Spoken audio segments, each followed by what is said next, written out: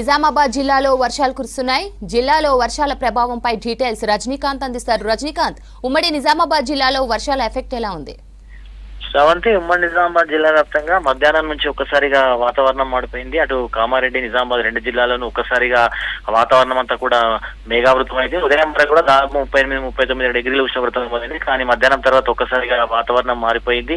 ప్రస్తుతం జిల్లా వ్యాప్తంగా కూడా పూర్తిగా ఆకాశం అంతా మేఘావృతమైంది. ఈదురుగాలు, భారీగా ఈదురుగాలు వీస్తున్నాయి. చాలా చోట్ల వడగండ్లు కనబడుతుంది. ముఖ్యంగా కామారెడ్డి జిల్లాలోని జుక్కల్ నియోజకవర్గంలో వర్షం యొక్క తీవ్రత చాలా ఎక్కువగా ఉందని చెప్తున్నారు. మధ్యాహ్నం నుంచి దాదాపు 3 గంటల పాటుగా ఇంకా వర్షం కురుస్తూనే ఉంది. పూర్తిగా ఈదురుగాలు, ఉరుములు, మెరుపులు, వడగండ్లతో కూడినటువంటి వాన పడుతుంది. రాళ్ల వర్షం పడడంతో ఒక్కసారిగా వరి పంట, అట్లాగే మొక్కజొన్న పంట వందలాది ఎకరాల్లో నేర్కొట్టినట్టుగా స్థానికంగా ఉన్నటువంటి రైతులు చెప్తున్నారు. ఇంకా వర్షం కంటిన్యూ అవుతుంది జుక్కల్ ప్రాంతంలో. జుక్కల్ కాన్స్టిట్యూన్సీ పరిధిలోని జుక్కల్, మద్నూర్, బిచ్కుంద, నిజాం సాగర్, పిక్కం, బిచ్కుంద మండలాల్లో పెద్ద ఎత్తున వర్షం పడుతుంది. దాదాపు 6 సెంటీమీటర్ల వర్షపాతం నమోదైనట్టుగా అధికారులు చెప్తున్నారు. వర్షం ఇంకా కంటిన్యూ అవుతుంది. రాత్రంతా కూడా కురిసేటువంటి అవకాశం ఉందని చెప్తున్నారు. ప్రధానంగా మంజీరా పరివాహక ప్రాంతంలో ఈ యొక్క వర్షం యొక్క తీవ్రత ఎక్కువగా ఉంది. మంజీరా నదికి ఆనుకుని ఉన్నటువంటి ప్రాంతాలు ఏవైతున్నాయో, తీర ప్రాంతాలు ఉన్నటువంటి ప్రాంతాలు ఏవైతున్నాయో ఆ మండలాల్లో ఎక్కువగా వర్షపాతం నమోదవుతుంది. మీనూరులో అట్లాగే జుక్కలో అత్యధికంగా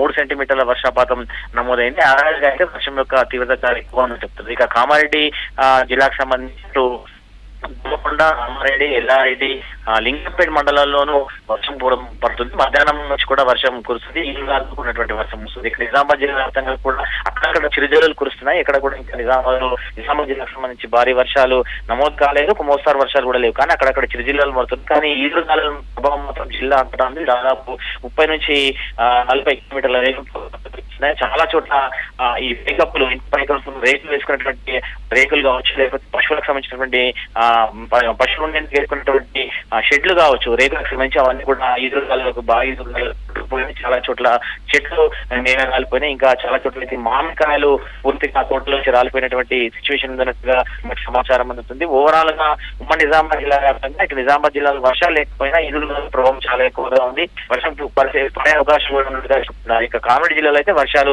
పడుతున్నాయి. ముఖ్యంగా జుక్కల్ నియోజకవర్గంలో పెద్ద ఎత్తున వర్షాలు కురుస్తున్నాయి. సో ఇప్పటికే మరో 3 రోజుల పాటు వర్షాలు ఉంటాయని చెప్తున్నారు. బంగాళాఖాతంలో అల్పపీడన ప్రభావం ఉంది కాబట్టి వర్షాలు పడతాయని చెప్తున్నారు. ముఖ్యంగా మంజీరా తీర ప్రాంతంలో ఎక్కువగా వర్షాలు ఉంటాయని చెప్తున్నారు. సో ఈ నేపథ్యంలో నిజామాబాద్, కామారెడ్డి జిల్లాలకు ఎల్లో అలర్ట్ ను జారీ చేసింది వాతావరణ శాఖ.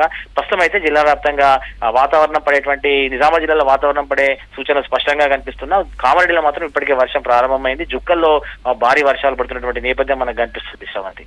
రైట్ రజనీకాంత్.